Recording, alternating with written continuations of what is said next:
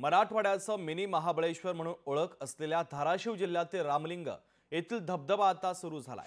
धाराशिव जिल्ह्यामध्ये मागच्या 2 दिवसांपासून मुसळधार पावसाने हजेरी लावली आहे, त्यामुळे बालाघाट डोंगर परिसरात देखील मोठा पाऊस झालाय। यावेळेस पर्यटक देखील दाखल होण्यास सुरुवात झालेली आहे। याचाच आढावा घेत पर्यटकांसोबत संवाद साधला आमचे प्रतिनिधी ओंकार कुलकर्णी यांनी। पाहूया।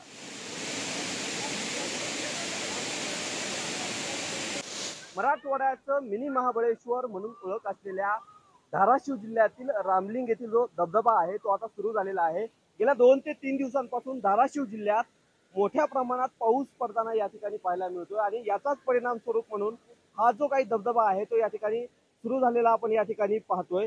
या ठिकाणी जर पाहिलं तर रामलिंगाचं एक मंदिर या ठिकाणी आहे आणि या ठिकाणी पर्यटक जे आहे ते मोठ्या प्रमाणात दरवर्षी येत असतात। खास करून श्रावणाच्या महिन्यात पर्यटक इथे येताना पाहायला मिळतात। मात्र आता हा जो धबधबा सुरू झालेला आहे त्यामुळे या ठिकाणी आपण दृश्यांमध्ये पाहू शकतो की पर्यटक जे आहेत या ठिकाणी आता दाखल व्हायला सुरुवात झालेली आहे।